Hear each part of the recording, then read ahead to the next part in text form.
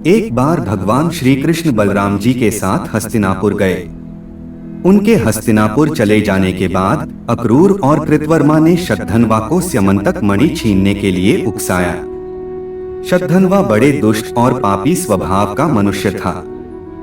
अक्रूर और कृतवर्मा के बहकाने पर उसने लोभवश सोए हुए सत्राजित को मौत के घाट उतार दिया और मणि लेकर वहां से चला गया। शतधन्वा द्वारा अपने पिता के मारे जाने का समाचार सुनकर सत्यभामा शोकातुर होकर रोने लगी। फिर भगवान श्री कृष्ण का स्मरण कर उसने यह प्रतिज्ञा की कि जब तक श्री कृष्ण शतधन्वा का वध नहीं कर देंगे वह अपने पिता का दाह संस्कार नहीं होने देगी। इसके बाद उसने हस्तिनापुर जाकर श्री कृष्ण को सारी घटना से अवगत कराया। वे उसी समय सत्यभामा और बलराम जी के साथ हस्तिनापुर से द्वारिका लौट आए।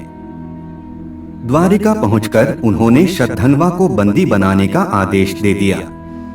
जब शतधन्वा को ज्ञात हुआ कि श्री कृष्ण ने उसे बंदी बनाने का आदेश दे दिया है, तो वह भयभीत होकर कृतवर्मा और अक्रूर के पास गया और उनसे सहायता की प्रार्थना की, किंतु उन्होंने सहायता करने से इनकार कर दिया। तब उसने स्यमंतक मणि अक्रूर को सौंप दी और अश्व पर सवार होकर द्वारिका से भाग निकला।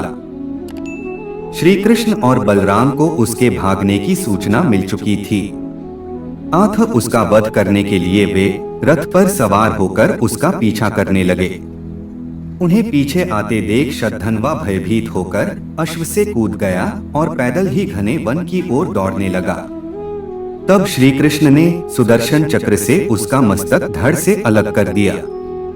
इस प्रकार दुष्ट शतधन्वा का वध कर उन्होंने सत्यभामा की प्रतिज्ञा पूर्ण की।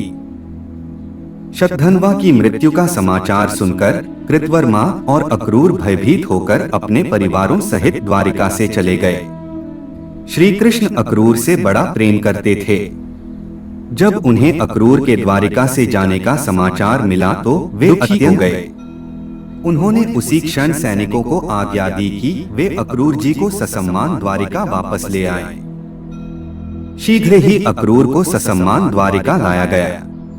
उनका अतिथि सत्कार करने के बाद श्री कृष्ण प्रेम भरे स्वर में बोले, चाचा श्री, मैं पहले से ही जानता था कि शतधन्वा स्यमंतक मणि आपके पास छोड़ गया है, किंतु हमें उसकी आवश्यकता नहीं है। आप बड़े धर्मात्मा और दानी हैं, इसलिए उसे आप अपने ही पास रखें। उनकी बात सुनकर अक्रूर की आंखों से आंसू बह निकले। वे अपने अपराध की क्षमा मांगते हुए बोले, दयानिधान, आप परम दयालु और भक्त वत्सल हैं।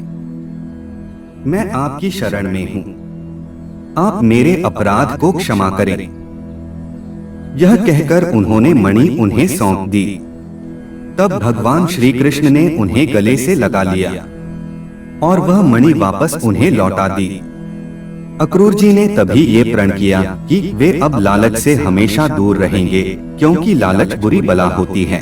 अगर आपको यह कहानी अच्छी लगी तो ऐसे ही नई नई कहानियों के लिए हमारे चैनल को सब्सक्राइब जरूर करें।